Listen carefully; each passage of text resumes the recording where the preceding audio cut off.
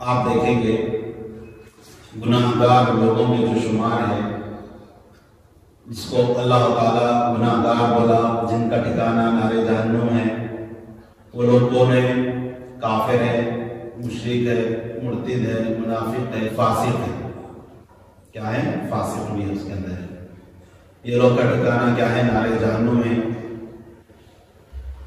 کافر وہ شخص ہوتا ہے جو قرآن و حدیث کا کھلے سے انکار کر دیتا، نہیں مانتا۔ قرآن و حدیث کا کھلا سے انکار کرنے والے کو کیا کہتے ہیں؟ کافر کہتے ہیں۔ وہ انکار کر دیتا، صراحتاً انکار کر دیتا کہ بھائی انہیں کو ماننا نہیں ہے، وہ کھلا انکار کر دیتا، تو اسے بولے کافر، کفر کرا، انکار کرا۔ کفر کے معنی کیا ہے؟ انکار کرنے والے کو بولے، تو وہ تو انکار کر دیا، اسلام کا انکار کر دیا، دین کا انکار کر دیا، قرآن کا انکار کر دیا، حدیث کا انکار کر دیا، اللہ اور اس کے رسول کا انکار کر دیا، تو اسے کیا بولے؟ کافر بولے۔ اور اسی طرح مشرک ہوتا ہے۔ مشرک کس کو بولے؟ جو اللہ کے علاوہ کسی اور کی پوجا کرتا ہے، اللہ کے برابر کسی اور چیز کو، کسی اور شے کو، کسی اور چیز کو اللہ کے برابر سمجھتا ہے، وہ ہوا مشرک۔ آپ دیکھیں گے کئی مشرک ملتے ہیں جو آگ کی پوجا کرتے ہیں، اللہ کے علاوہ جو ہے آگ کی پوجا کر رہا، اللہ کے علاوہ سورج کی پوجا کر رہا، کوئی درخت کی پوجا کر رہا، کوئی پتھر کی پوجا کر رہا، کوئی اور چیز کی پوجا کر رہا۔ یعنی اللہ کے برابر کسی اور چیز کو لا کے کھڑا کر دینا، وہ مشرک ہے۔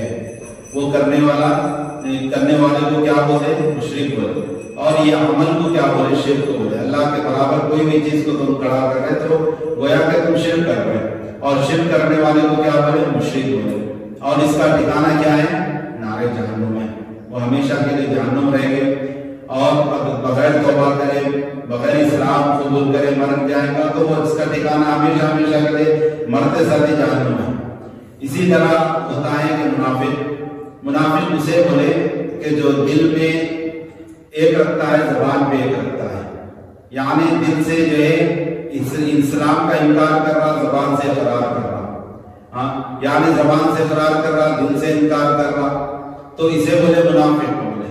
دل میں ایک ہے، زبان پہ ہے۔ آپ دیکھیں گے کفار مکہ کیا کرے؟ حضور کے پاس آئے، کہے کہ ہم آپ کے پاس ایمان لاتے ہیں، ہم آپ مسلمان ہوتے ہیں، مسلمانوں کے درمیان آئے، بولے کہ ہم مسلمان ہیں، کلمہ گو ہیں، ہم آپ کے ساتھی ہیں بولے۔ اس کے بعد جا کے ان کے لوگوں میں جا کے بولے ہم تو ان کو بیوقوف بنا رہے تھے بولے۔ کیا بولے؟ بیوقوف بنا رہے تھے بولے، ہم تو جو ہے اصل میں جو ہے مسلمان ہوئے چلے بولے، مذاق کر رہے تھے ان کے ساتھ بولے۔ تو یہ منافق کا دل میں ایک رکھا، زبان میں ایک رکھے ہوا ہے، تو وہ ہوا منافق ہوا۔ اس کا بھی ٹھکانہ ہمیشہ ہمیشہ کے لیے جہنم ہے۔ ان بھی بغیر توبہ کے اگر مر جائے گا تو جو ہے وہ ہمیشہ کے لیے جہنم میں رہے گا، کوئی مغفرت نہیں ہوگی، کوئی شفاعت نہیں ہوگی۔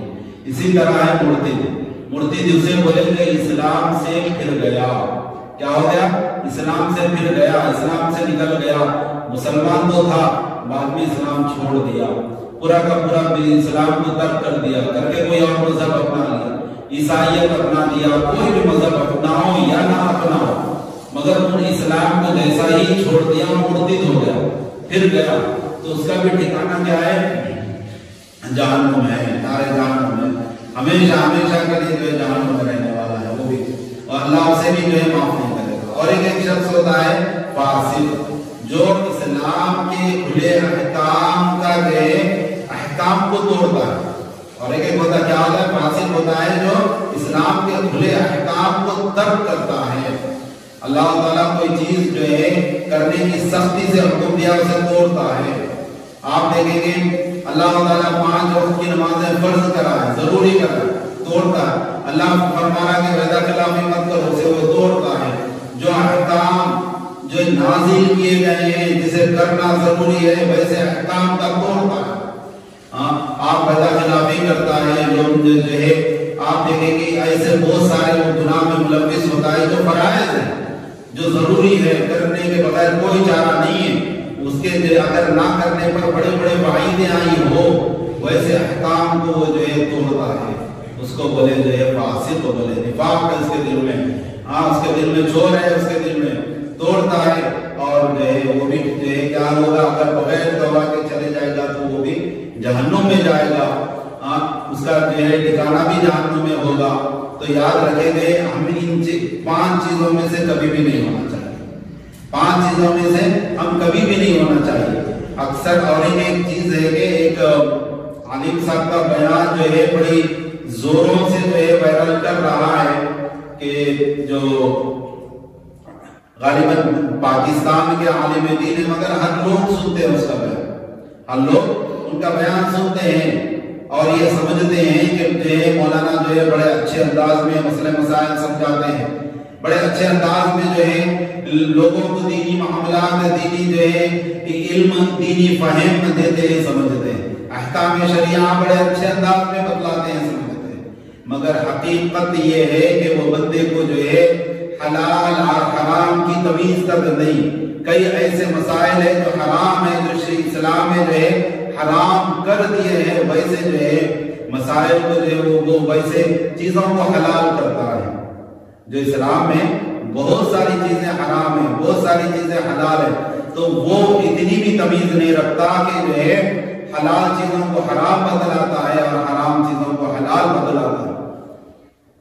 تو اس کا جو ہے ہم ایسے علماء سے دور رہیں. یاد رہے جو سو کارڈ عالم بولتے ہیں, کیا بولتے سو کارڈ عالم, بس لوگوں میں جو ایک لہر چلی جو ہے کہ سو عالم ہونے کی, وہ لوگ عالم مان لیے. تو ایسے جو ہے علماء سے بھی ہمیں جو ہے پرہیز کرنا چاہیے, ایسے علماء کے بیانات سے بھی ہمیں پرہیز کرنا چاہیے, کیونکہ ہر ایک کا یوٹیوب پہ بیان نہیں سن سکتے, کیونکہ بہت سارے جو ہے نااہل لوگ جو ہے بیانات کرنے پہ لگے ہیں.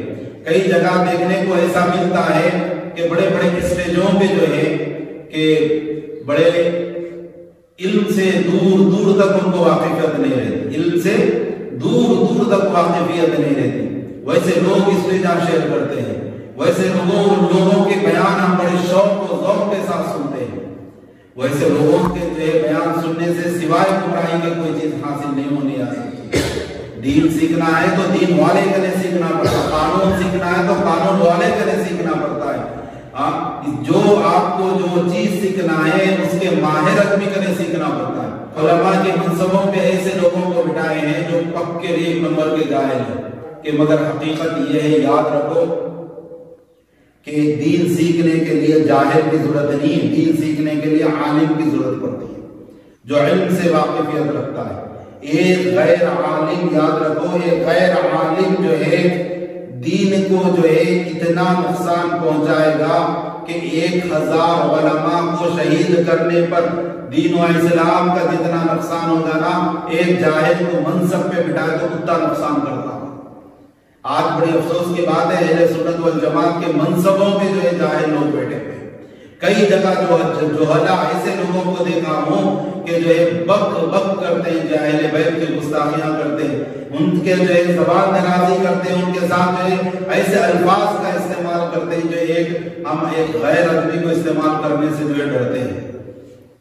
ویسے الفاظ کا جو ہے استعمال وہ اہل بیت بزرگان دین کے تعلق سے کرتے ہیں, اور ان کے بیانات ہم بڑے شوق سے سنتے ہیں, اور بولنے پر جو ہے تکلیف بھی ہوتی ہے, سچائی ظاہر کرنے پر تکلیف بھی ہوتی ہے.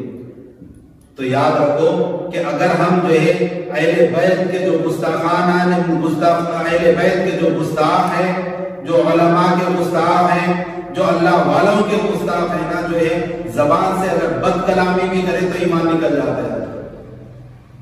سمجھا, ہم نہیں کر سکتے. اہل بیت کے تعلق سے ہو یا علماء کے تعلق سے ہو, الفاظ کا چناؤ بڑا جو ہے غور و فکر کے ساتھ کرنا چاہیے, ورنہ جو ہے ہمارے جو ہے اندر سے ایمان ختم ہو جائے گا. جو زبان کو آیا نہیں بک سکتے, جو زبان کو آیا نہیں بول سکتے, تو ایسے علماء سے ہم بچے, پرہیز کریں. یاد رکھو اس میں نمبر 1 پر جو ہے جو گستاخی کرنے والے لوگوں میں شمار ہے, تو جو ہے تاریخ زمین ہے جو ہے نمبر 1 پہ جو ہے یہ گستاخی کرتا ہے.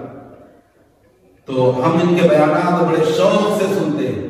یاد رکھیں ایسے بیانات نہ سنیں. ہم سب سے میں یہی التماس کرتا ہوں کہ جو ہے ہمارے منصبوں پہ بیٹھنے والے لوگوں کو, اسٹیجاں شیئر کرنے والوں پہ, اسٹیجوں پہ آ کے شوق سے بیانات کرنے والوں سے ایک مرتبہ پوچھ لو کہ صاحب کدھر سے عالم ہو، کدھر سے حافظ ہو، کدھر کے مولوی ہو، کئی مدرسے کو گئے یا نہیں گئے، علم شریعت پڑھی ہو یا نہ پڑھی ہو، پہلے معلوم کر لو، دریافت کر لو، جن کے بولے ان کے بیانات سننے سے پرہیز کرو، سوائے دین کے بگاڑ کے کچھ تمہیں حاصل نہیں ہونے والا ہے۔